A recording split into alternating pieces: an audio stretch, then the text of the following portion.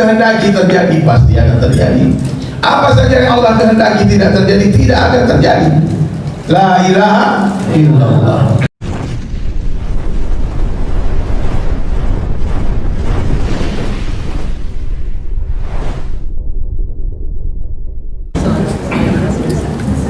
Bismillahirrahmanirrahim. Assalamualaikum warahmatullahi wabarakatuh.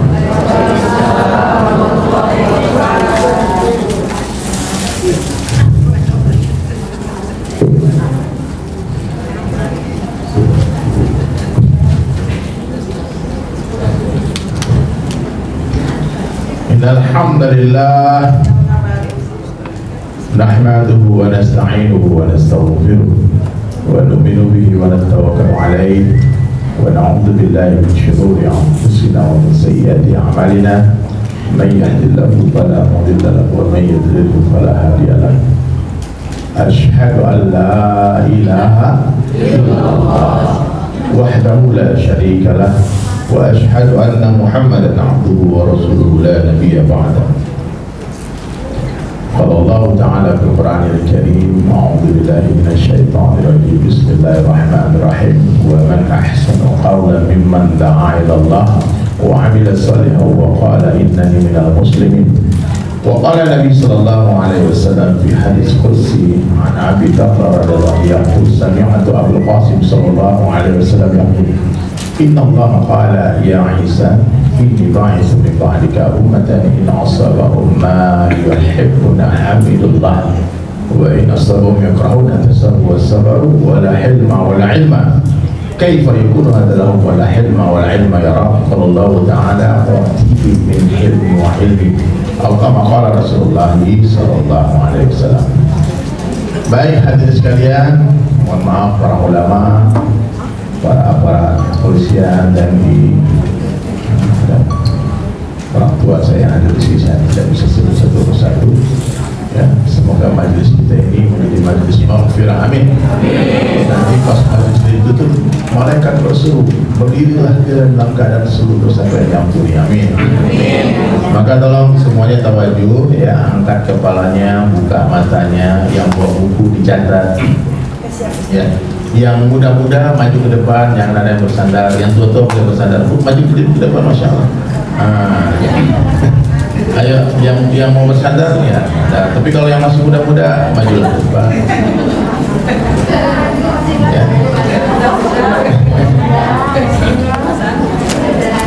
Siap ya. Saya nggak lama-lama Buddha. Nanti kalau saya lihat satu orang ketiduran, langsung wabillahi taufiq wal hidayah. Ya, berarti saya mau tidur juga. Betul kan Pak? Siap semua ya. Mudah-mudahan apa yang saya sampaikan ini bermanfaat.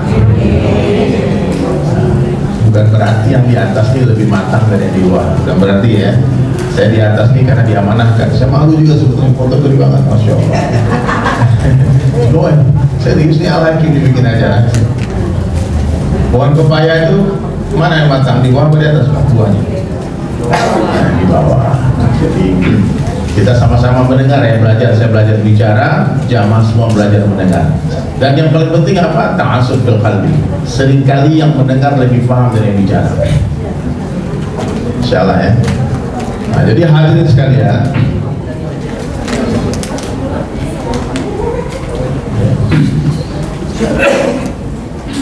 Dialah Allah Subhanahu wa ta'ala Rabb kita.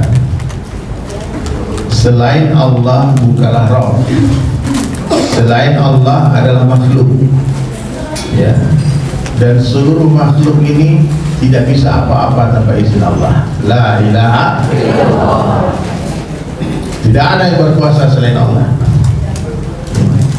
Yang berkuasa siapa? Allah saja. Presiden, gubernur, wali kota, bupati, pak camat, mati nanti Pak. Tidak berkuasa, tidak berkuasa. Jangankan menguasai orang banyak, menguasai diri mereka pun mereka tak mau. Nah, maka sungguh bodoh apabila kita berharap kepada makhluk. Betul ya? Semakin besar harapan kita kepada makhluk, maka semakin besarlah kekecewaan yang akan menghantam kehidupan kita. Catat. Bos hari ini, semakin besar harapan kepada makhluk, maka semakin besarlah kekecewaan yang akan menghantam hidup kita. Bagaimana mungkin orang bisa berharap kepada Allah kalau mereka tidak kenal dengan Allah? Betul ya? Nah, maka perkara yang paling penting dalam kehidupan manusia adalah perkara mengenal Allah. Orang yang sibuk dengan keluarganya, dia pasti mengenal sifat keluarganya. Oh, ini abangku begini sifatnya, kakakku begini sifatnya, adikku begini sifatnya, ibuku begini sifatnya. Ya. Orang yang sibuk teman-temannya akan mengenal sifat temannya. Orang yang sibuk dengan ternaknya pun akan mengenal sifat ternaknya. Begitu juga orang yang sibuk dengan Allah Subhanahu wa taala, maka mereka pasti akan mengenal sifat-sifat Allah. Ya. Maka mulai hari ini hadirin sekalian, sibukkan diri dengan Allah. Hari-hari bicara kebesaran Allah, mendengar kebesaran Allah, melihat kebesaran Allah, memikirkan kebesaran Allah, merenungkan kebesaran Allah. Coba ibu-ibu, bapak-bapak semua, pernah gak berpikir, duduk berpikir, siapa yang memberi aku pikiran sehingga pikiranku bisa berpikir? Siapa? Ayo orang-orang cerdas yang hari ini bangga dengan akalnya.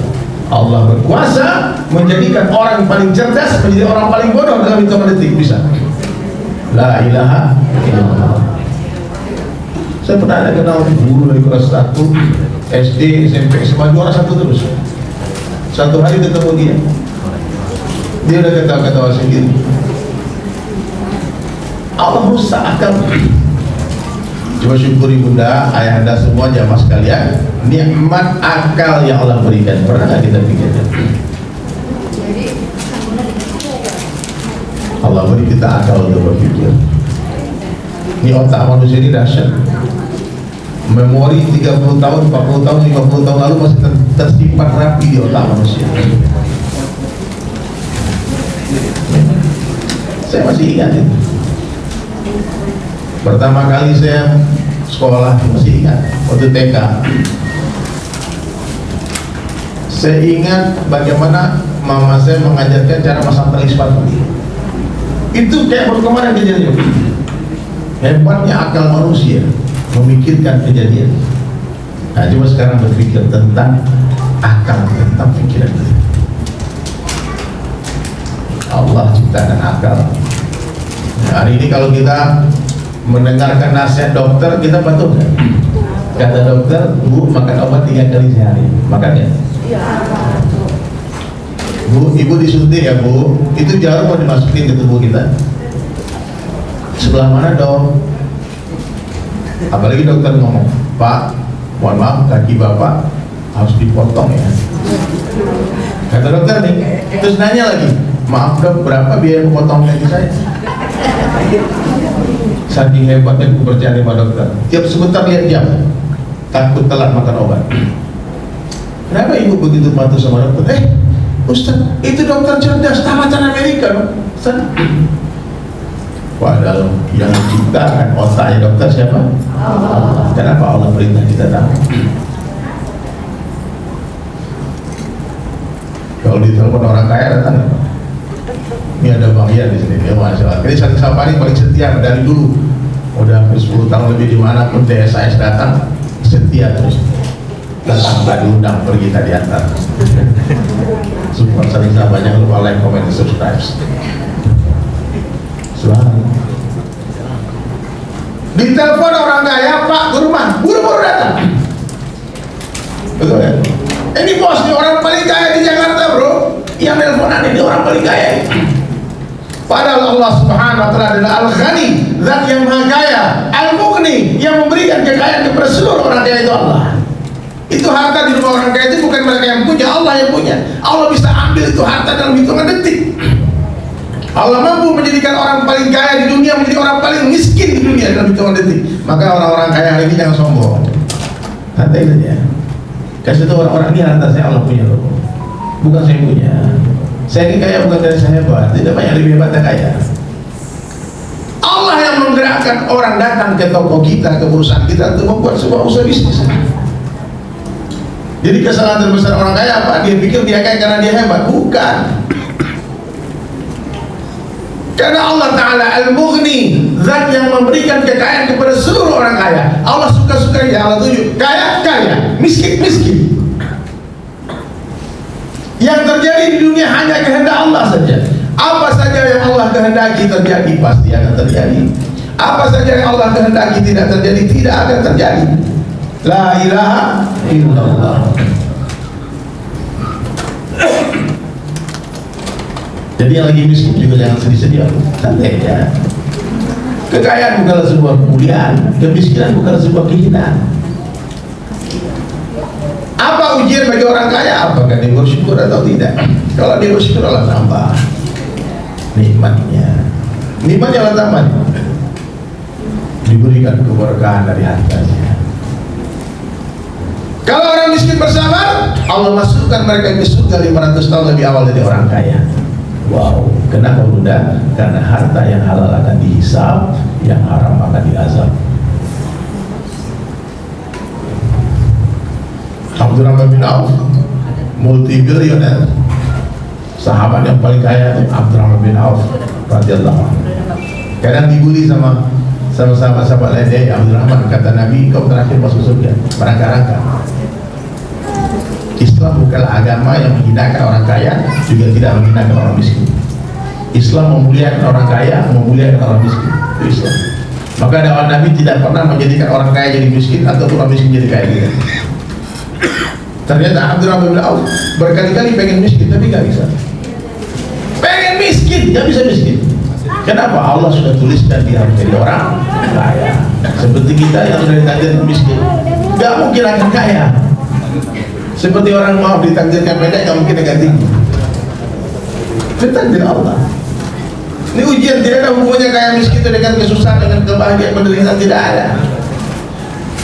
Tapi meskipun begitu, terlambatnya Abdurrahman bin Auf masuk surga, beliau adalah asyara mubasyirin. Dia adalah salah satu sahabat yang dijamin masuk surga. 10 orang sahabat yang namanya dijamin pasti masuk surga ketika dia masih di dunia. Nah, jadi orang-orang kaya tenang saja. Bapak Ibu bisa masuk surga dengan harta Bapak Ibu sekalian. Bangun masjid, bangun pesantren, berikan donasi, cari orang miskin. Bukan orang miskin yang jadi orang kaya. Tidak boleh. Orang miskin mencari orang kaya itu kehinaan. Orang kaya yang mencari orang miskin. Siapa yang perlu bantu? Karena orang kaya ini wakil-wakil Allah yang ada di bumi untuk menyampaikan rezeki kepada orang-orang miskin. Jadi kalau ada orang diberi harta yang berlebih, dia tidak bergerak mencari orang miskin, dia zalim. Nah, ini berat jadi orang kaya ya, Pak. Amanahnya berat. Yang halalnya dihisab, yang haramnya diazab. Itu perkataan Sayyidina Ali karramallahu wajhahu. Nah, ini dunianya begitu. Kemenangan bukanlah sebuah kemuliaan, kekalahan bukanlah sebuah kehinaan. Alladzi khalaqal mauta wal hayata liyabluwakum ayyukum ahsanu amala. Allah menciptakan kematian dan kehidupan untuk apa? Menguji manusia, siapa di antara kita yang paling ahsan amalnya. Ujian saja. Dunia ini tempat ujian. Kan ada lagunya, wahai manusia, jangan engkau tertipu daya oleh dunia yang fana sebagai tempat ujian bagi kita. Itu syair semua Al-Quran hadis. Saya nanti pernah dibedah sama Buya ya. Ini ayatnya, ini hadisnya, ini ayatnya, ini hadisnya. Dan jangan diremehkan syair saya yang dibuat oleh orang oleh dai ya. Jadi hadis kalian, maka biasa-biasa sajalah dengan dunia ini. Ya. Orang kalau imannya masuk ke dalam hatinya, ketika iman masuk ke dalam hati, kan saya sampaikan di sini, datangnya dunia tak mengembirakan hati, hilangnya dunia tak menyedihkan hati. Biasanya. Ya. Kalau orang kalau dapat duit miliaran terus berubah cara jalannya, slow motion langsung atur. Karena tahu tuh, beda apa jalan tuh? Kalau antum naik mobil Alphard dengan naik angkot berbeda cara jalannya, berarti kita mesti terkesan dengan mobil. Gak apa-apa, nikmati aja tuh mobil bagus itu. Silakan naik Ferrari, silakan naik Lamborghini, silakan naik mobil itu, karena semua itu tidak ada nilainya dalam pandang Allah sedikit pun. Bapak Ibu jangan merasa mulia naik mobil mewah ya. Orang yang merasa mulia naik mobil mewah adalah orang yang merusak imannya. Begitu juga orang merasa hina naik angkot, orang yang merasa hina. Naik apa sih ibu? Naik Grab.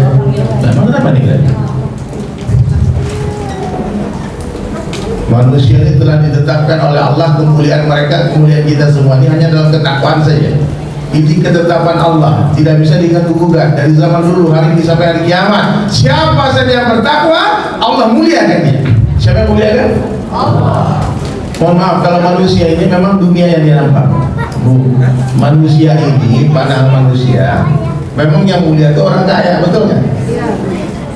Kalau orang kaya itu tak ada salahnya, betul semua, bagus lah. Ya. Ada orang kaya terkentut, wah ikut Pak Haji katanya, mantap. Orang itu manusia, betul kan? Tapi kalau orang miskin kentut, habis dikebukin Pak. Ini otak ada ya kentut sembarangan. Itu manusia memang begitu. Tapi dalam pandangan Allah, yang mulia hanya bertakwa saja. Satu orang miskin tinggal di pedalaman, dia tidak cantik, tidak tampan, tidak rupawan, sudah miskin penyakitan lagi, bayangkan. Dia bicara tak ada orang dengarkan dia. Dia bagi usul tak mungkin diterima usulnya dia. Dia bilang ada orang tak ada terima dia jadi menantu. Tapi di hati dia ada Allah, di hati dia ada ketakwaan. Yakinilah orang semacam ini, dia lebih mulia dalam pandangan Allah daripada seluruh raja-raja kafir yang ada di seluruh dunia. Siapa yang bertakwa dia mulia, siapa yang tidak bertakwa dia hina. Itu tidak ada koma, titik. Orang kaya bertakwa mulia, orang miskin bertakwa mulia. Orang kaya bertakwa bahagia, orang miskin bertakwa bahagia. Bukti maha adilnya Allah, Allah tidak letakkan kebahagiaan, kemuliaan, kesuksesan, kejayaan di dalam harta benda dunia. Di mana Allah letakkan? Dalam ketakwaan saja. Siapa yang beriman dan beramal saleh, Allah pasti berikan dia hayatun thayyibah, diberikan kehidupan yang baik. Jadi Allah ini mampu membahagiakan orang miskin dan memberi dia harta. Allah pun berkuasa menyusahkan orang-orang kaya tanpa mengambil hartanya. La ilaha illallah. Jadi sebelum kita bicara Isra Mi'raj, kita naikkan iman dulu, bicara kebesaran Allah. Karena ini perjalanan ini kalau tambah iman orang nggak percaya. Banyak yang murtad ketika Nabi bercerita tentang Isra Mi'raj. Orang-orang yang bermasuk Islam di Makkah murtad. Tipu Rasulullah Muhammad ini. Mana mungkin satu malam terbang jauh dari Masjidil Haram, Masjidil Aqsa, naik ke langit untuk tidak turun lagi malam itu. Nah ini kita akan bicara iman dulu, baru kita bahas Isra Mi'raj. Jadi Allah ini berkuasa. Bapak Ibu tahu kekuasaan Allah itu? Allah berkuasa, mampu memasukkan unta ke lubang jarum tanpa harus membesarkan lubang jarumnya atau tanpa harus mengecilkan untanya. La ilaha illallah. Tidak usah dipikirkan, nanti gila. Gimana ya? Itu sebuah kiasan yang diberikan oleh ulama untuk menjelaskan tentang kebesaran Allah. Apa saja yang Allah kehendaki terjadi, pasti akan terjadi. Apa saja yang Allah kehendaki tidak terjadi, tidak akan terjadi. Ya. Satu dunia membunuh kita tak akan mampu tanpa izin Allah. Jangan takut. Jangan takut mati. Takut mati, tak takut mati juga. Siapa yang mati kan? Allah. Tidak bisa. Satu dunia mau selamatkan kita tak akan mampu tanpa izin Allah. Maka orang beriman itu hebat, di hatinya hanya Allah saja. Ma fi qalbi ghairullah. Di hati orang beriman tidak ada apapun, tidak ada siapapun kecuali Allah Ta'ala saja. Ma fi qalbi ghairullah. Suami tak suami. Sama suami. Ibu bapak mana? Ada di rumah. Tak masuk hati. Bahaya bunda kalau suami masuk hati. Nanti sakit hati. Betul kan? Istri tak masuk hati, anak tak masuk hati. Berani dia mencintai seseorang karena Allah.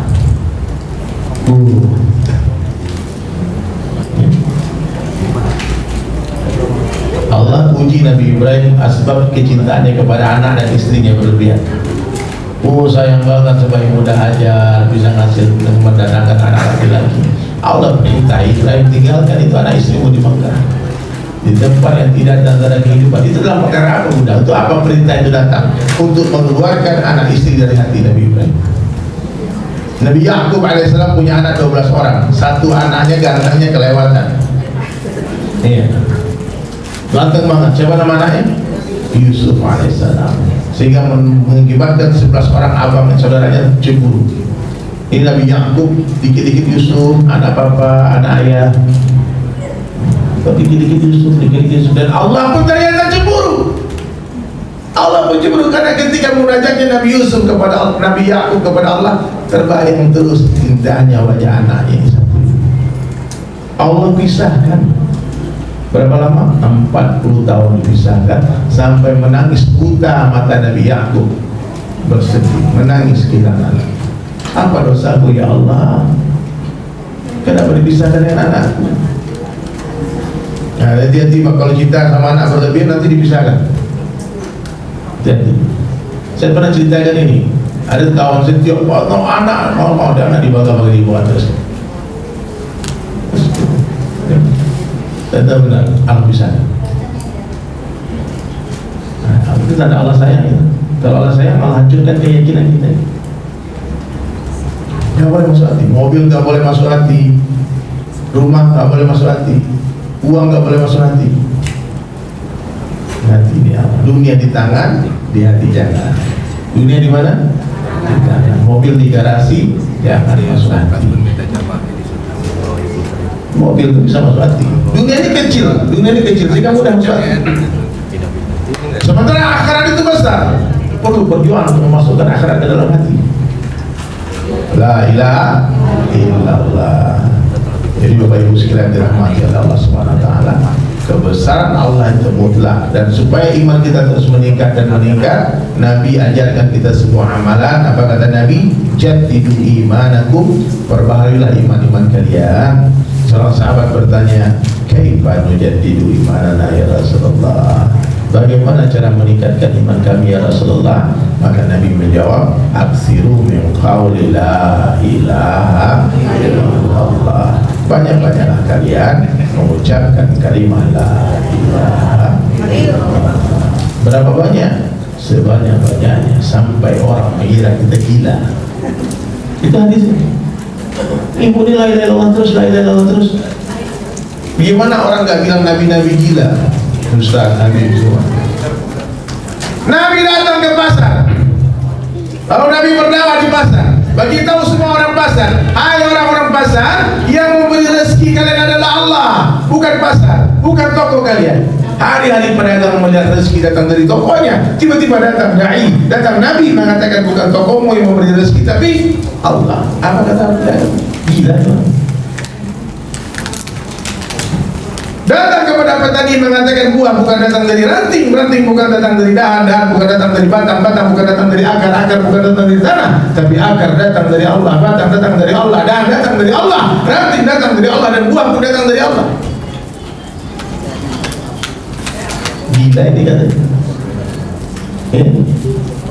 Susu bukan datang dari sapi, susu datang dari khazanahnya Allah. Nanti di surga ada sungai susu, tak ada sapinya. Ada sungai madu, tak ada lebahnya. La ilaha illallah. Jadi Bapak Ibu, kalau lagi di jalan, putarlah tasbih itu, tahlil la ilaha illallah, la ilaha illallah. Sampai kapan? Sampai kita mati dengan mengucapkan la ilaha illallah. Kalau ibu-ibu, bapak-bapak ingin mati dengan kalimat la ilaha illallah, banyak-banyak ucapkan kalimat. Saya pernah ketemu satu orang ulama 20.000 kali setiap hari minimal dia ucapkan la ilaha illallah, la ilaha. Dia lihat apa saja dikatakanlah. Ibu-ibu kalau ke mall lihat tas bagus, katakan la ilaha. Itu tas tak bisa bahagiakan aku, yang bahagiakan aku adalah Allah, la ilaha illallah. Kita jalan lagi. Bapak-bapak di jalan lihat mobil mewah, dikejar mobil kita lagi pun dikejar lagi, terbesit di hati. Wah, kalau aku nih mobil itu ganteng aku, gagah aku. Katakanlah, tidak, mobil itu tidak membuat aku gagah, mobil itu tidak membuat aku mulia. Yang memuliakan aku adalah Allah, yang membuat aku gagah adalah Allah. La ilaha illallah. Allah mampu memuliakan aku dengan mobil itu atau tanpa mobil itu. Itu maksud kalimat. Dia suami katakan tidak, ini suami tidak bisa bahagiakan aku, yang bahagiakan aku adalah Allah. Allah mampu membahagiakan aku dengan dia tetap saja. La ilaha illallah. Dia istri dengan istri, hai istri, kau tak mampu membahagiakan aku, yang membahagiakan aku adalah Allah. Maka orang beriman itu hebat. Ada asbab, tak ada asbab, ada dunia, tak ada dunia, ada suami, tak ada suami, ada istri, tak ada istri, ada anak, tak ada anak, ada mobil, tak ada mobil, ada rumah, tak ada rumah. Dia bahagia. Kenapa? Ada Allah. La ilaha illallah. Nah, bagaimana supaya kebesaran Allah mau masuk ke dalam hati kita? Bersihkan hati dari dunia. Ayam itu bunda tak akan masuk ke dalam kandang selagi masih ada musang di dalam kandang itu. Bagaimana supaya ayam mau masuk ke dalam kandang? Keluarkan musangnya, bersihkan kandangnya, buka pintunya, lalu ayam akan masuk dengan sendiri. Air sumur tidak akan menjadi suci selagi masih ada bangkai di dalam sumur itu. Jadi bagaimana solusinya? Kita keluarkan bangkainya, kita kuras airnya, lalu kita ganti dengan air yang lebih bersih, baru suci airnya. Selagi masih ada kotoran di dalam sumur itu, ada bangkai, kita datangkan air zam-zam pun tetap itu air sumur akan najis. Maka keluarkan dunia dari hati, jamaah sekalian, ayah bunda sekalian, jamaah, keluarkan dunia dari hati. Kalau berat. Latihannya bagaimana? Ketika azan berkumandang, tinggalkan semuanya, tinggalkan siapapun, tinggalkan apapun untuk memenuhi panggilan Allah. Bisa nggak kira-kira? Insyaallah ya. Ibu-ibu azan berkumandang, tiba-tiba lagi nonton TV, matikan TV. Bisa nggak? Lagi nonton TikTok, oh ini orang positif baru nih, lagi ini viral ini. Azan berkumandang. Kalau ibu-ibu ini tidak boleh menunda waktu sholat sedikit pun tak boleh. Masuk waktu wajib sholat langsung. Ambil wudhu sholat, karena ibu-ibu punya tamu bulanan yang datang tiba-tiba. Karena kalau menunda-nunda waktu sholat, azan sudah datang, lalu ibu-ibu tidak sholat, itu kalau nanti jam 2, jam 1 datang tamu, tercatat satu dosa meninggalkan sholat dengan sengaja. Kalau laki-laki lebih ngeri lagi, tidak ada sholat untuk kita semua di bapak-bapak berjamaah, kecuali berjamaah di masjid di tempat azan di mana. Kalau kata guru saya, azan itu dikumandangkan daerah untuk memanggil orang-orang pencinta dunia. Azan itu dikumandangkan, diteriakan untuk memanggil orang lalai. Karena para pencinta sejati tak perlu dipanggil, belum waktunya azan dia sudah di masjid. Tak perlu dipanggil orang kekasih itu, dia rindu berjumpa kekasih. Azan jam 12, jam setengah 12 dia sudah di masjid. La ilaha illallah. Jadi jangan bercerita tentang kita cinta Allah, cinta Rasulullah selagi kalau masih menunda-nunda waktu sholat. Ini mohon maaf ibu-ibu ya, mohon maaf yang sudah berhijab syar'i dan semua. Kadang-kadang saya perhatikan masih banyak yang melalaikan sholat. Nanti kan sebentar lagi nih, panjang suruh itu waktunya banget ya, panjang tuh.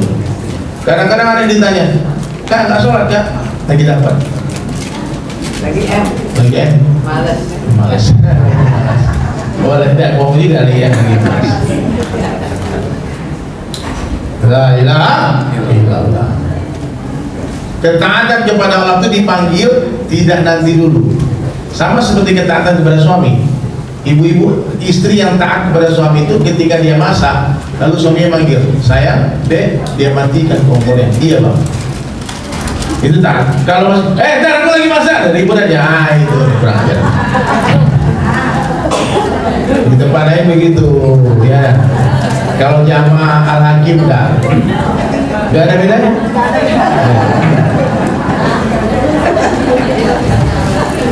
La ilaha illallah.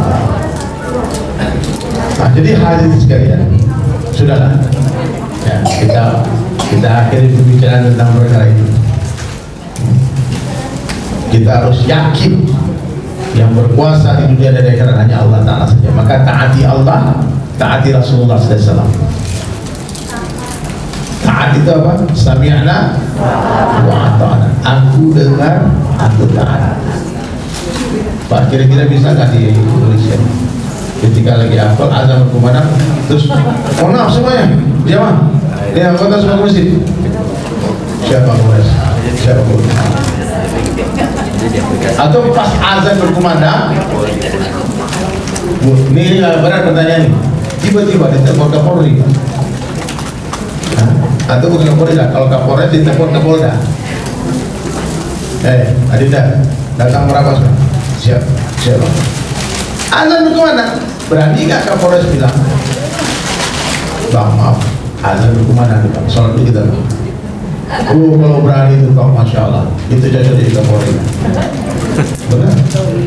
Karena dia nggak takut sama siapapun kecuali kepada Allah. Mohon maaf, ini sunnah nitra, ini ya, sunnatullah, manusia dia akan mentaati orang yang dia kenal.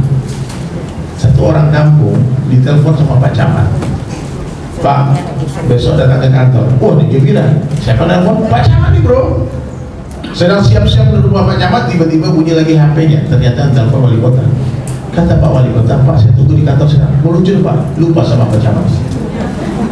Kenapa orang kampung yang bukan siapa-siapa berani membatalkan janji sepihak dengan Pak Camat? Karena dia mengenal wali kota. Nanti kalau Pak Camat marah, pasti wali kota membela saya. Sedang menuju rumah Pak Wali Kota, bunyi lagi HP. Ternyata gubernur yang telepon, ditunggu di kantor. Oh menuju rumah, Masya Allah Bang, lupa sama wali kota. Begitu seterusnya, manusia begitu. Ini kiasannya. Dia berani membatalkan janji dengan wali kota. Itu apa? Karena dia mengenal gubernur. Nanti kalau wali kota marah, gubernur akan bela dia. Itu perangkap manusia begitu. Ada di depannya ayam, dikejar sama ayam ini kadang-kadang nggak lagi kalau dikejar, lari. Tiba-tiba di depan ada kambing, dia balik serang ayam ini. Dikejar kambing, tiba-tiba di depan ada beruang. Hilang takutnya sama kambing, dia hajar tuh kambing. Karena di depan dia tahu beruang ini lebih berbahaya. Allah Subhanahu Wa Taala itu Malikul Mulk, rajanya para raja, yang menciptakan seluruh presiden, gubernur, wali kota, bupati, Pak Camat adalah Allah. Kenapa Allah panggil tak datang? Nah ini pertanyaannya. Yang memberi kita mata adalah Allah, yang memberi kita telinga adalah Allah, yang memberi kita oksigen untuk bernafas adalah Allah. Kita berdiri di atas bumi ya Allah, di bawah kolong langit ya Allah. Ya. Diberi suami, diberi istri, diberi anak, diberi mobil, diberikan berbagai macam nikmat. Jadikan air laut sebagai tintanya, jadikan dedaunan sebagai kertasnya. Lalu tulislah nikmat Allah one by one, satu persatu. Kering air laut masih ada, habis semua dedaunan masih ada nikmat Allah yang belum tertuliskan. Kenapa hanya sekali dipanggil Allah tak datang? Ini kedurhakaan yang luar biasa. Maka kalau diberikan musibah sama Allah luar, orang bertanya apa dosaku, apa itulah dosamu, tak merasa bersalah. Ini tamsilan, ini tamsilan, ini perumpamaan. Mestinya kita mengagungkan Allah, membesarkan Allah melebihi segala-galanya, mentaati Allah. Karena yang memberi kita rezeki Allah, memberi kita kehidupan Allah. Makanya orang beriman dia tidak takut kepada siapapun, kepada apapun kecuali kepada Allah. Dia tidak meminta kepada apapun, kepada siapapun kecuali kepada Allah. Dan dia tidak berharap kepada siapapun kecuali kepada Allah. Karena Allah Maha Kuasa, Maha melihat, Maha mendengar, Maha mengetahui. Allah mampu memperjalankan seseorang kemana saja suka-suka Allah. Sebagaimana Allah memperjalankan baginda Rasulullah SAW minal masjidil haram ilal masjidil aqsa. Ini kalau logika orang yang mentuhankan logikanya nggak masuk akal, mana mungkin kan? Semut ini kalau disuruh jalan ke Bandung, kira-kira ada semut? Kamu jalan kaki ke Bandung bisa? Nggak mungkin, nggak masuk akal. Tapi kalau semut ini nempel di kue, kemudian kue naik ke mobil saya, insya Allah 2 jam lagi sampai Bandung.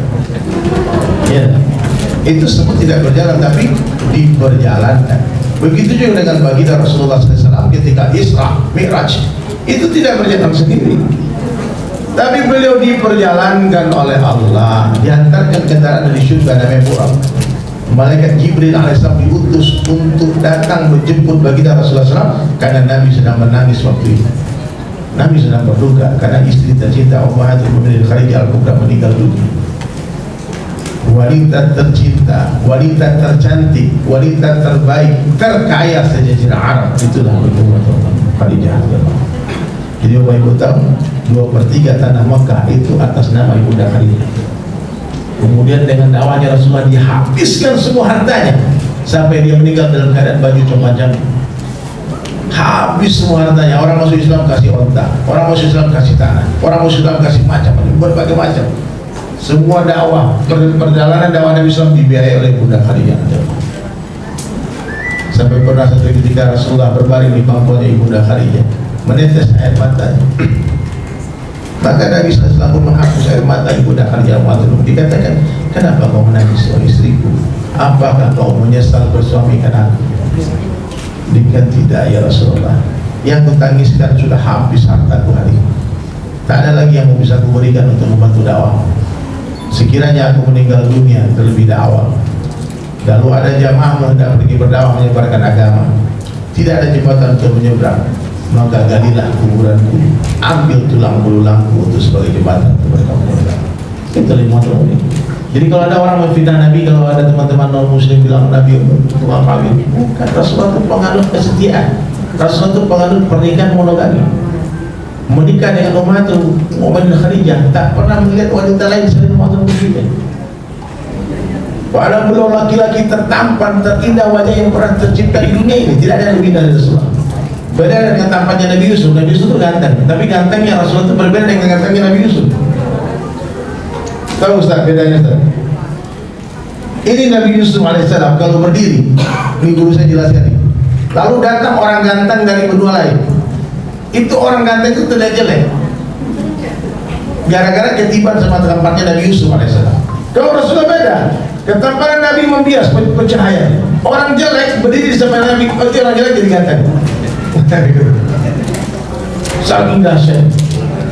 Kulit Nabi bercahaya, mata Nabi begitu indahnya, rambut Nabi bercahaya, keringat Nabi SAW lebih wangi dari kasturi. Allahu Akbar. Siapa yang tidak mau diperistri oleh Nabi SAW? Seluruh wanita Makkah patah hati ketika Nabi menikahi Ibunda Khadijah. Laki-laki sempurna, dari lahir sampai wafatnya tak pernah sekalipun matahari menyentuh kulit Nabi secara langsung. Karena Nabi menghantarkan awan untuk menemani beliau berjalan kemana. Bayangannya pun Nabi tak diizinkan oleh Allah untuk diinjak oleh manusia lain. Mereka manusia sempurna. Tak pernah sekalipun beliau melukai hati Ibunda Khadijah. Begitu sebaliknya. Tak pernah ketika beliau pulang ke rumah bukan Ibunda Khadijah yang membukakan pintu untuk Nabi SAW. Wanita sempurna. Ummatul Mukminin meninggal di tahun itu. Bahkan paman pun tercinta Abu Thalib meninggal di tahun yang sama. Jadi perjalanan Isra Mi'raj itu adalah healing. Itu adalah hiburan yang Allah berikan kepada Rasulullah untuk mengobati duka cita beliau. Tahun itu adalah tahun duka cita. Jadi yang lagi sedih-sedih, Bu, pergi lagi di jalan-jalan di mana. Itu sedikitnya mengurangi kesedihan. Betul. Diperjalankan nggak tanggung-tanggung hadirin sekalian. Saya tidak akan menceritakan detail yang kisah Isra Mi'raj, sudah akan terlalu panjang menjadi sini. Tapi hikmahnya apa? Yang pertama menghibur Nabi, yang kedua ternyata Nabi ada diberikan hadiah. Apa hadiahnya? Sholat 5 waktu berjamaah. Buat laki-laki di mana? Di tempat azan dikumandangkan. Awalnya 50 waktu Nabi terima, tapi kata Nabi Musa alaihissalam yang berjumpa di langit oleh Rasulullah SAW, umatmu tak akan mampu ya Rasulullah. Terbukti hari 5 waktu pun banyak alasan. 5 waktu pun masih tertinggal banyak bolong-bolong. Maka ketika Nabi SAW turun hadis sudah membawa perintah sholat, sahabat begitu bergembiranya, luar biasa gembiranya hati sahabat Nabi SAW. Karena yang selama ini cuma dengar-dengar cerita tentang Allah, sekarang sudah boleh berdialog langsung dengan Allah. Ya. Tadi cuma dengar cerita aja. Allah itu maha baik, maha cantik, maha rahman, maha rahim, maha kaya. Nabi cerita hari di hadapan sahabat. Sehingga karena dengar cerita itu, sahabat semua ingin berjumpa dengan Allah. Sehingga para sahabat mencintai kematian melebihi orang kafir mencintai dunia.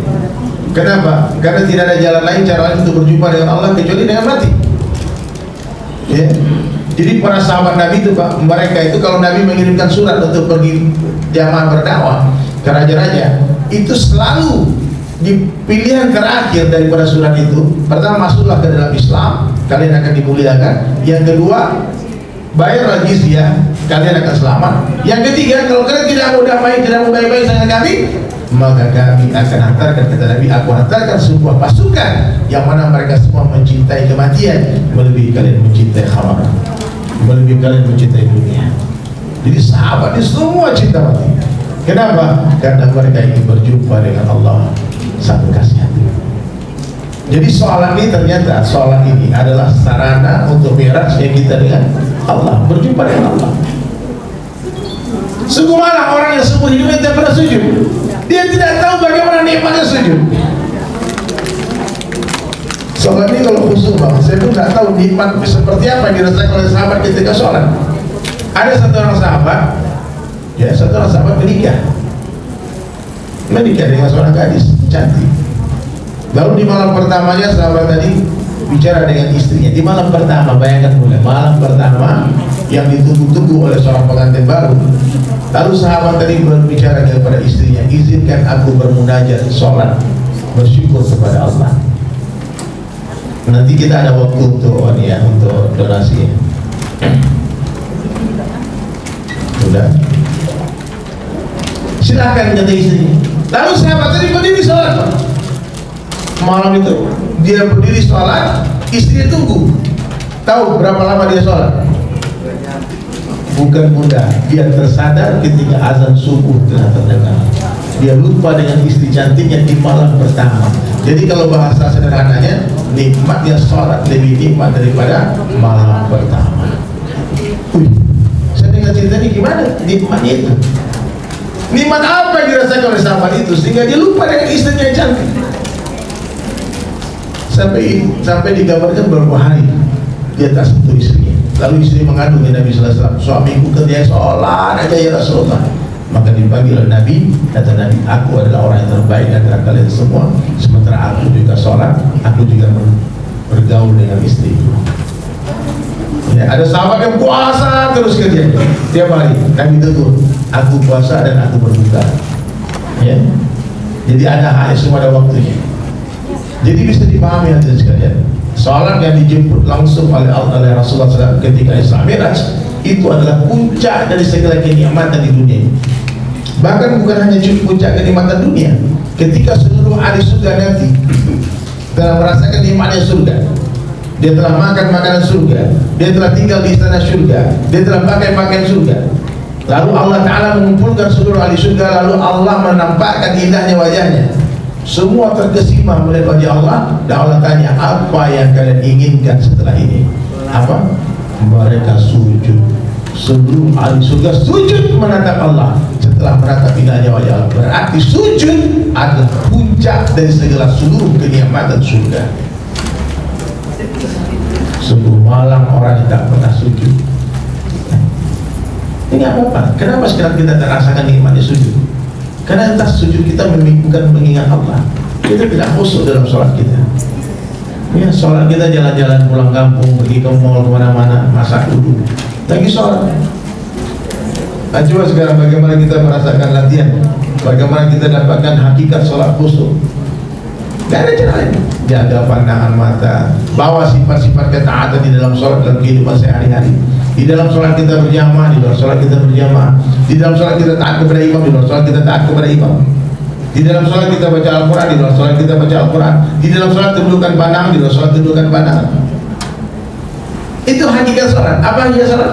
Membawa sifat-sifat ketaatan di dalam sholat ke dalam kehidupan sehari-hari. Di dalam sholat kita salam kanan, salam kiri. Di luar sholat afsus salam. Lihat orang lapar bagi makan, lihat orang tak punya pakaian bagi baju. Itu maksud sholat. Ya, catat. Maksud sholat apa? Membawa sifat-sifat ketaatan di dalam sholat di dalam kehidupan sehari-hari. Ya, taat kepada imam, berjamaah. Ini pelajaran. Nah, maka hadis sekalian, orang yang memperbaiki sholatnya tanpa sadar dia sedang memperbaiki kehidupannya. Ya, orang yang memperbaiki sholatnya dia sedang memperbaiki kehidupan. Inna sholata tanha 'anil fahsya'i wal munkar. Orang kalau masih suka maksiat berarti sholatnya belum betul. Ada orang datang ke Nabi, ya Rasulullah, dia itu sudah sholat tapi masih mencuri. Apa jawaban Nabi? Suatu hari sholatnya akan menghentikan dia dari mencuri. Nah, jadi kalau sekarang kita udah takut kepada Allah, maksiat, berarti sholat sudah mulai berpengaruh dalam kehidupan kita. Kita Pak, laki-laki ini yang penting laki-laki ini. Sholat 5 waktu berjamaah di masjid adalah urgensi yang tidak ada tawar-menawar kecuali uzur. Kata Abu Hurairah radhiyallahu anhu, siapa mendengar panggilan azan lalu dia tidak memenuhi panggilan itu, lebih baik dituangkan timah yang mendidih ke telinganya. Itu kata Abu Hurairah. Ibu-ibu berhentilah para yang suami itu sholat di rumah. Bang, sholat di rumah berjamaah sama kami bang, jangan ke masjid-masjid terus. Ada jahil, tak paham fadilah, tidak tahu fadilah, padahal pahala suami itu mengalir 100% ke buku catatan amal istri. Mohon maaf bunda, kalau ibu pun tak sholat ke masjid, suami di masjid sholatnya, kita ibu dapat pahala sholat di masjid. 100% pahala suami otomatis mengalir ke buku catatan amal istri. Iya. Sungguh malah seorang laki-laki yang tidak, dia seorang perempuan yang punya suami tak pandai beramal. Iya. Jadi kalau bapak-bapak sayang sama istri, perbanyak amal. Yang ditransfer bukan rekening bank saja, tapi rekening amal juga ditransfer.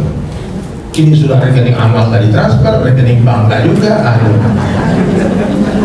Apa sih? Iya begitu. Tapi minimal rekening bank ditransfer. Tapi yang paling penting apa? Amalan. Jadi ibu-ibu tidak akan dituntut oleh Allah atas maksiat yang dibuat suami. Bu, suami ibu tengah maksiat, tengah mabuk, tengah mau sholat, ibu tidak akan dituntut, tidak akan ditanya oleh Allah, kenapa suamimu gak sholat? Enggak. Kenapa suami maksiat? Kenapa suamimu berbuat hal ini, berjudi, berzina dan sebagainya? Ibu tidak akan bertanggung jawab akan itu. Maka ibu-ibu tak perlu ngecek-ngecek HP suami. Gak perlu, buat apa? Buat dosa-dosa dia, buat dia macam-macam. Betul gak? Serahkan sama Allah saja. Tapi suami, bapak harus cek HP istri, karena dosa istri mengalir ke buku catatan sama suami. Wah, enak kali jadi perempuannya. Pahala suami masuk ke buku catatan amal istri, dosa istri mengalir ke buku catatan amal suami.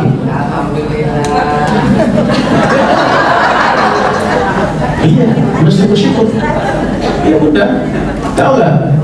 Sampai kata Nabi, kalau saja boleh manusia sujud kepada manusia, niscaya aku perintah istri-istri sujud di kaki suaminya. Saking dahsyatnya tanggung jawab sama laki-laki. Jadi kalau suami ibu tidak mendidik agama, nanti dia celaka. Tapi kalau dia didik agama, tak juga dia mau menutup aurat, tak mau juga sholat, tak mau juga baca Quran, suami lepas tangan. Ditanya Allah, aku sudah ajarkan dia, ya Allah, dia tak mau. Ya. Nah, jadi hati-hati bunda, ya. Hari ini banyak terjadi persoalan rumah tangga. Kenapa? Istri ikut-ikutan memikirkan dosa suami. Ya. Biar aja bu. Ya Pak, ini saya bela bapak-bapak nih. Karena banyak bapak-bapak ini takut pulang ke rumah. Ya, kadang-kadang bahkan para bu, laki-laki ini di kontak handphonenya ada tulisan kuntilanak. Ternyata itu nama istrinya.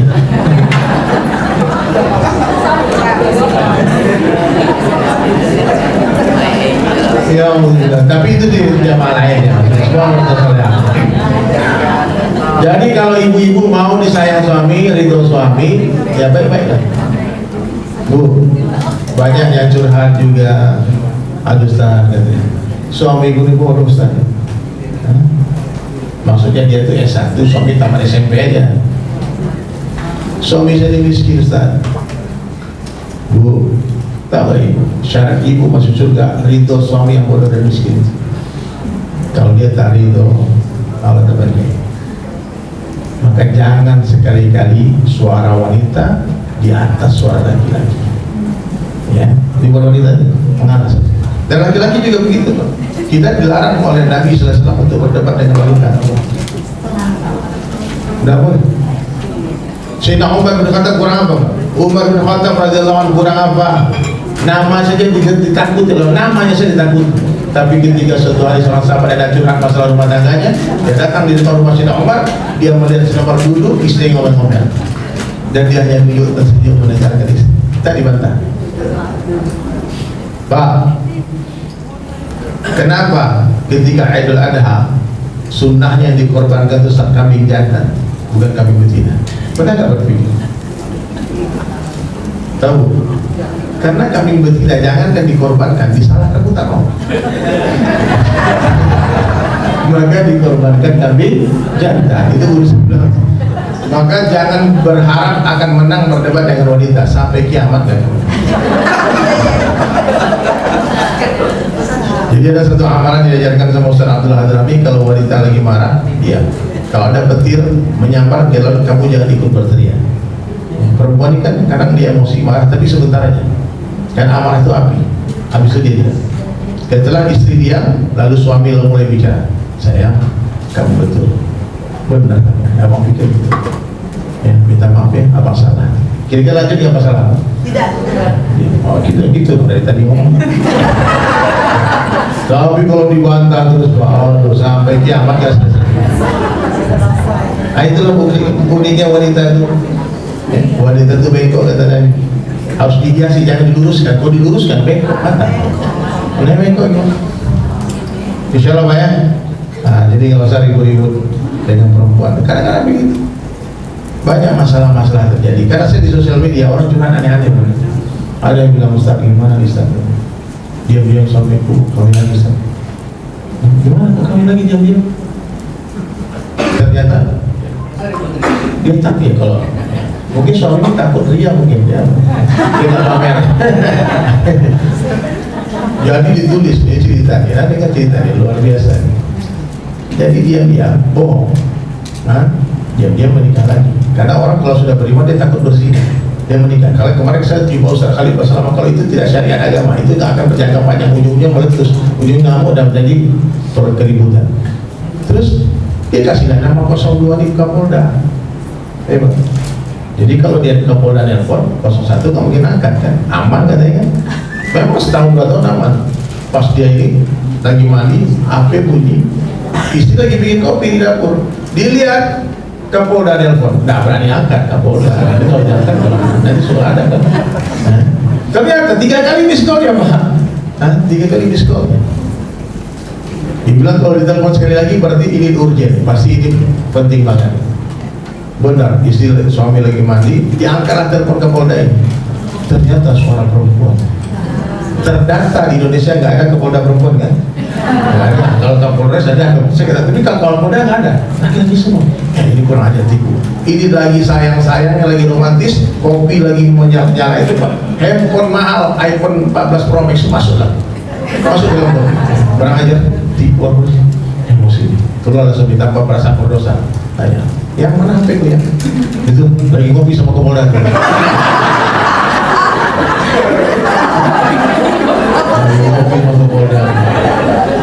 Jadi yang macam-macam Pak ya.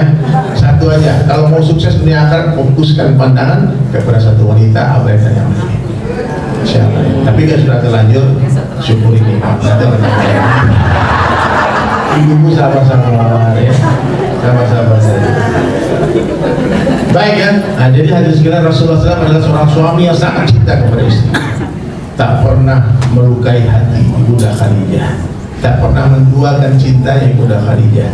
Beliau menikah lagi setelah wafat Ibunda Khadijah bukan karena nafsu beliau, tapi atas perintah Allah Ta'ala, atas kepentingan dakwah. Buktinya hanya 1 orang gadis yang dipersunting oleh Rasulullah SAW. Sisanya janda-janda perang. Subhanallah. Mulia. Nah, jadi hadis sekalian, hikmah daripada Isra Mi'raj itu adalah sholat. Jadi percuma kita rayakan setiap tahun peringatan Isra Mi'raj, tapi sholat kita tidak bertambah baik. Sholat kita tidak bertambah, kualitasnya tidak bertambah khusyuk, betul ya? Urgensi wanita apa? Sholat di awal waktu. Mulai hari ini udah belajarlah sholat di awal waktu. Ya? Jangan menunda-nunda waktu sholat, jangan. Allah nggak suka orang lalai. Allahu Akbar, Allahu Akbar. Cepat ambil wudhu sholat. Perempuan boleh di masjid, tidak boleh dilarang. Tapi lebih baik di mana? Di rumah. Tapi kalau kami laki-laki, Nabi mengancam. Apa kata Nabi sallallahu alaihi wasallam?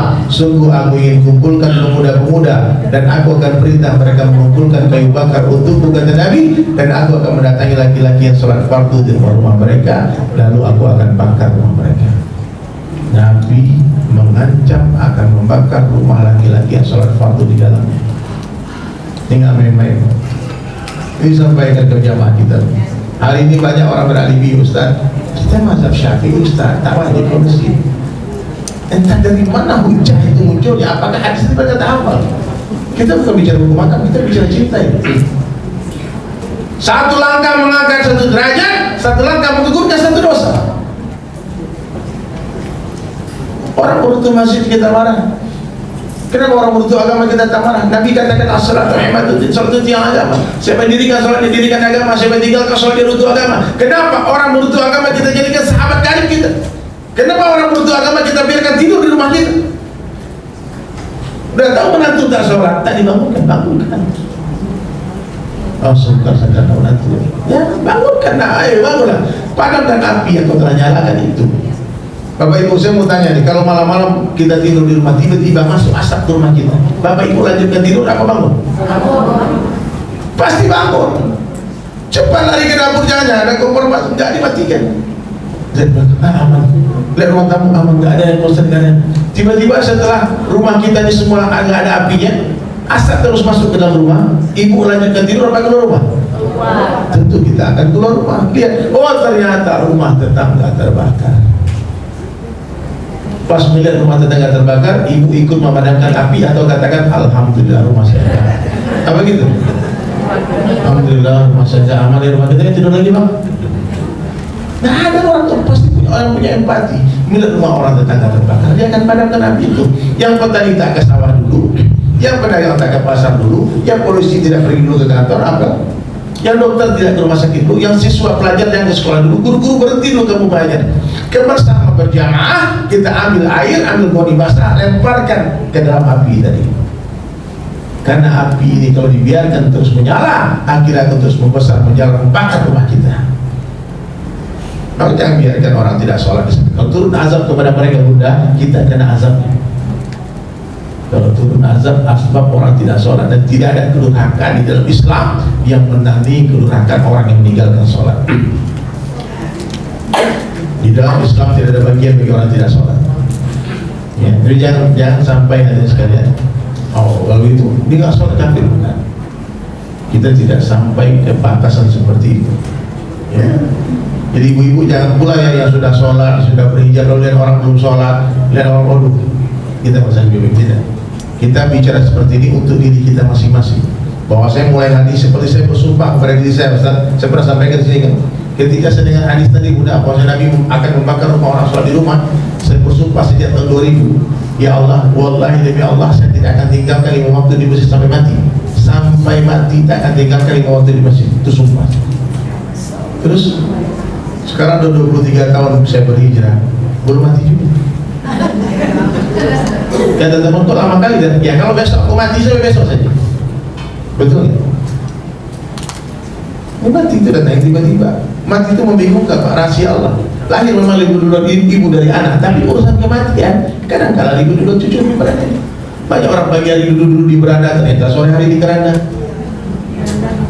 Teman saya, teman akrab saya waktu lagi di bawah sebulan yang lalu dapat kabar pagi hari masih berbulu tangkis, sore hari masih sholat di masjid, habis asar masih tertawa-tawa, sebelum maghrib meninggal tidak ada sakit. La ilaha illallah. Makanya orang yang paling cerdas dalam pandangan Allah Ta'ala siapa? Kata Nabi adalah orang yang paling banyak zikrul maut, orang yang paling banyak mengingat mati dan mempersiapkan bekal mati. Mudah-mudahan dunia ini gak ada apa-apanya. Kenikmatan dunia ini kenikmatan yang sedikit, betul nggak Pak? Orang mencari kebahagiaan di dunia tak akan temukan. Pernah dengar cerita nggak raja yang sayang sama istrinya? Ini terakhir nih. Udah dengar cerita ini, ada raja sayang sekali sama istri. Apapun permintaan istrinya, ibu ratu pasti dipenuhi sama raja karena dia cinta. Suatu hari ibu ratu tadi sedih datang kepada raja. Dia katakan, wahai suamiku, aku sedih. Kenapa sayang? Kalau berlianku hilang. Kata raja, Aku di suami raja, harta kita berlimpah ruah. Jangankan kalung berlian, lebih dari itu abang belikan lagi. Gak usah jadi senyum-senyum. Oh nggak bisa, itu kalung begitu banyak ceritanya, banyak memorinya. Tolong carikan kalung itu, pokoknya temukan. Karena kalau udah pokoknya berarti nggak ada pilihan lain ya. Akhir raja pun langsung bikin pengumuman, siapa yang menemukan kalung Ibu Ratu akan diberikan hadiah uang senilai 5 miliar. Berapa? 5 miliar. Banyak kali 5 miliar. Ya, 5 miliar. Harga kalung itu nggak sampai segitu, cuman keinginan raja supaya maling atau orang yang menemukan kalung itu cepat mengembalikannya ke Ibu Ratu. Datang tukang timun berlari-lari, Tuhan mohon maaf Tuhan, ini salah saya. Kenapa? Tadi saya lihat ada burung masuk ke kamar Ibu Ratu, kemudian dia mengambil kalung Ibu Ratu, dia bawa terbang sama burung. Aku sudah kejar Tuhan, tapi dia terbang begitu cepat. Berarti yang mencuri kalung siapa? Burung. Oh, nah tenang, berarti nggak ada maling di rumah kita manusia nih, burung di pelakunya. Sudah, pokoknya tempelkan pamflet di sekeliling kota. Siapa yang temukan kalung begini bentuknya, hadiahnya, rewardnya apa? 5 miliar. Subhanallah. Semua orang mencari kalung ini.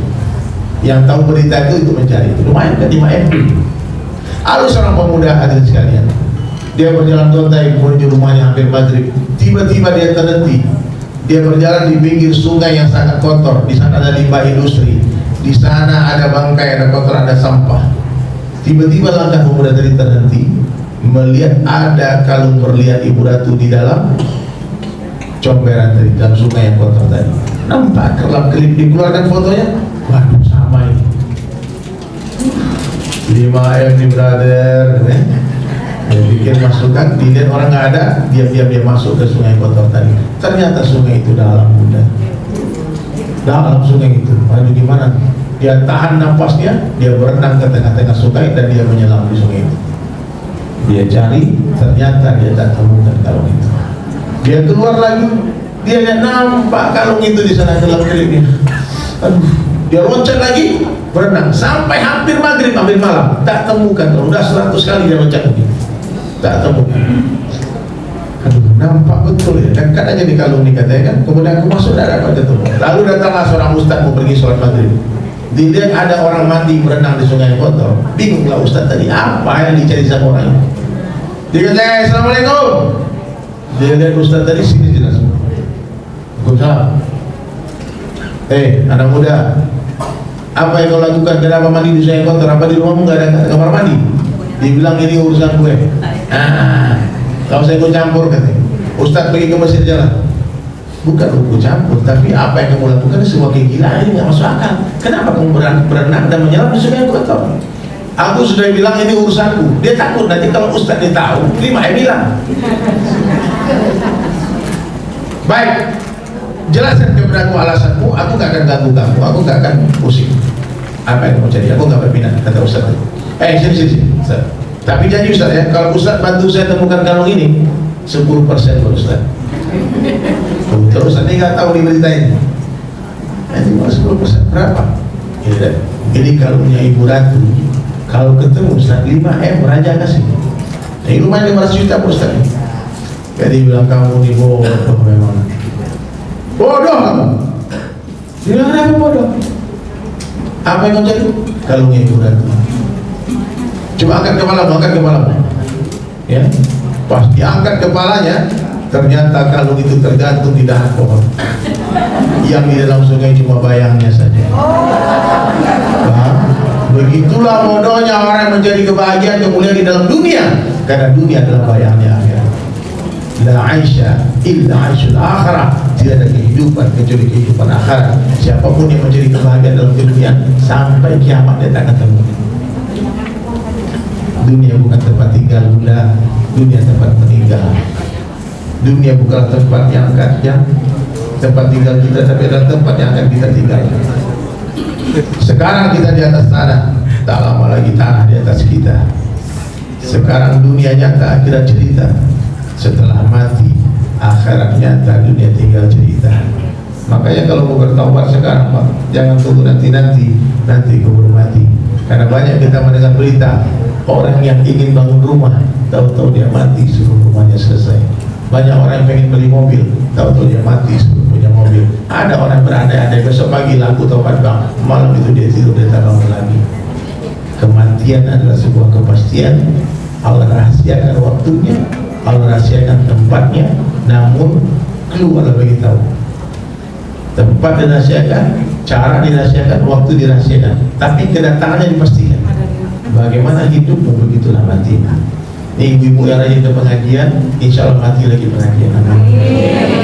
Yang rajin sholat di masjid, bapak-bapak mati lagi sholat sujud di masjid. Yang rajin baca Al-Quran mati lagi tilawah.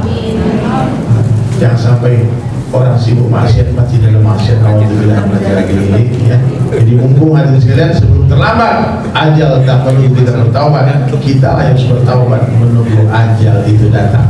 Dan buat persiapan, apa persiapan? Kata Buya Hamka rahmatullah alaih, ajib perkataan beliau ini masyhur, apa yang kita makan akan jadi kotoran, apa yang kita tinggalkan akan jadi rebutan, dan apa yang kita infak di jalan Allah, itulah rezeki kita sesungguhnya. Sekarang dari panitia ada yang mau disampaikan? Ustaz? Ada? Siap. Baik Bapak Ibu sekalian, alhamdulillah tadi kita sudah berjalan ya, berikan adorasi terbaik untuk kegiatan dakwah menjelang hakim. Dan kesimpulannya apa? Yang pertama, yakinlah bahwasanya dunia sementara saja, akhirat selamanya. Dunia sebentar saja, akhirat sebentar lagi. Ya, buatlah persiapan, jangan takut mati, tak takut mati. Siap mati, tak siap mati. Maka sekali-sekali ibu-ibu, bapak-bapak berziarahlah ke pemakaman dan lihat di sana tak sama panjangnya. Makanya kita buat persiapan, jangan takut, karena kehidupan kita sesungguhnya nanti di akhirat, hakikat cinta sesungguhnya nanti di akhirat, hakikat pernikahan nanti semuanya ada di surga. Mudah-mudahan Allah jumpakan kita dengan baginda Rasulullah SAW. Amin. Semoga Allah hantarkan Nabi ke dalam mimpi-mimpi kita semua. Baik, hadirin sekalian, mari kita berdoa. Allahumma shalli ala Muhammad wa ala ali Muhammad kama shallaita ala Ibrahim wa ala ali Ibrahim wa barik ala Muhammad wa ala ali Muhammad kama barakta ala Ibrahim wa ala ali Ibrahim fil alamin innaka Hamidum Majid. Allahumma ighfir lil muslimina wal muslimat wal mu'minina wal mu'minat al ahya minhum wal amwat ya awwal al awwalin ya akhir al akhirin ya dzal quwwati matin ya rahimul masakin ya arhamar rahimin ya Allah ya Rahman ya Rahim. Kami datang berkumpul di masjid ini ya Allah, bantu kami ya Allah untuk bisa mengamalkan agama dengan sempurna ya Allah. Ya Allah, Engkau Maha melihat, Maha mendengar, Maha mengetahui ya Allah. Bila yang sakit di masjid ini angkat penyakit kami ya Allah. Bila yang sempit lapangkanlah hidup kami ya Allah. Ya Allah, sisa umur kami gunakan untuk ibadah dan dakwah ya Allah. Ya Allah, ya Rahman, anak-anak kami jadikan anak yang saleh dan salehah ya Allah. Alim-alimah, dai-dai, hafidh dan hafidhah ya Allah. Berikanlah sakinah, mawaddah, rahmat di rumah tangga kami semua ya Allah. Bila ada yang berhutang, lunaskanlah hutang-hutang kami ya Allah. Bila ada yang belum menemukan jodohnya, berikanlah jodoh yang terbaik ya Allah. Ya Allah, banyak hajat hidup kami, apa yang diminta Nabi itulah kami minta, apa yang ditolak Nabi itulah kami tolak ya Rabb. Ya Allah, ampuni kami ya Allah, ampuni kedua orang tua kami ya Allah, ampuni seluruh umat Islam di seluruh dunia ya Allah.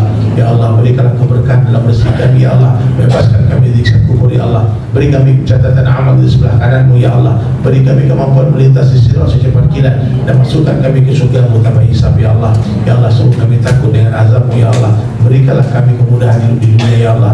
Muliakan kami, hidupkan kami dalam keadaan baik, matikan kami dalam keadaan baik ya Allah. Matikan kami dengan husnul khatimah, mati dengan la ilaha illallah.